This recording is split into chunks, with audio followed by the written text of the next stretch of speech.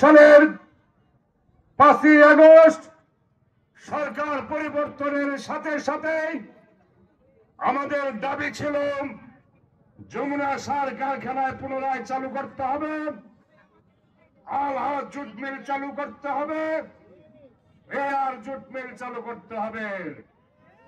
AR jute mill তো আগেই colony হিসেবে বিক্রি করে দেওয়া শেষ প্লট করে। তৎকালীন যিনি পাট মন্ত্রীর দায়িত্ব ছিলেন, পাট মন্ত্রীর, উনি জামালপুর জেলার সন্তান ছিলেন। কৃষকদের উন্নয়নের দিকে তাকান নয়। এই প্রসিদ্ধ সরিষাবাড়ির, যেটা দ্বিতীয় ডান্ডি হিসেবে সারা বিশ্বে পরিচিত ছিল, এই সরিষাবাড়ির আজকে কালের আবর্তে বিভিন্ন সরকারের বিষাক্ত সবলে সেগুলো বন্ধ হয়ে প্লট আকারে বিক্রি করে দেওয়া হয়েছে। যখন এই সমস্ত শুরু হয়েছে, তখনই সরিষাবাড়ির শ্রমিক অঙ্গনে হতাশার নিমজ্জিত মানুষগুলো সারা বাংলাদেশে গিয়ে বিভিন্ন জায়গায় কর্মের খুঁজে ওনারা গিয়েছেন। অনেকে হয়তোবা পেয়েছেন, অনেকের ভাগ্যে এখন পর্যন্ত কোন কর্মসংস্থান আর জুটে নাই। তারা অর্ধাহারে অনাহারে মানবেতর জীবন যাপন করছে। আগামী সরিষাবাড়িতে যদি আবার শিল্পাঞ্চল হিসেবে গড়ে তুলতে চান, তাহলে আপনাদের কাছে আহ্বান থাকবে, আগামী দিনে ধানের শীষের প্রার্থীদেরকে দিয়ে আবার এই কল কারখানা পুনরায় যাতে চালু হয়।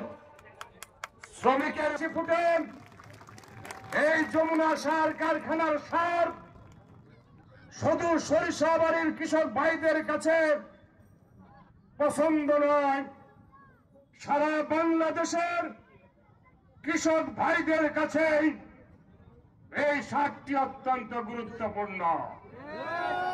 এই সার যে খেতে ব্যবহার করা হয়, অন্য অন্য প্রতিষ্ঠানের সারের চাইতে বিঘাতে অন্তত পক্ষে 5 থেকে 7 গুণ করে উৎপাদন বেশি হয়।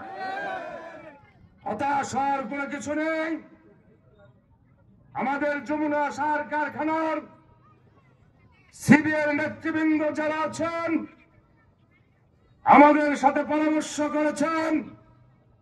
আমরা উপজেলা প্রশাসন, জেলা প্রশাসন এবং সরকারের সর্বোচ্চ পর্যায়ের প্রশাসন পর্যন্ত যোগাযোগ করার পরে ওনারা আশ্বস্ত করেছেন এই মাসেরই আগামী 10 তারিখে এই মিলটি পুনরায় গ্যাসের সংযোগ স্থাপন করেন চালু করার জন্য আমাদেরকে আশ্বাস দিয়েছেন। আমরা 10 তারিখ অবশ্যই অপেক্ষা করব।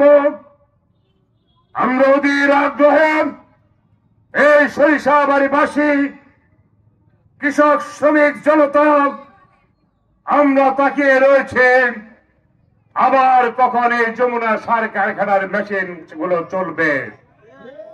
তাই আপনাদের সহযোগিতা কামনা করছি, যাতে এই ফ্যাক্টরিটি পুনরায় চালু হয়ে জামালপুর সরিষাবাড়ির কৃষক, উত্তরবঙ্গের কৃষক যাতে তারা উপকার পায়, এই ব্যাপারে আপনাদের আগামী দিনে সহযোগিতা কামনা করছি।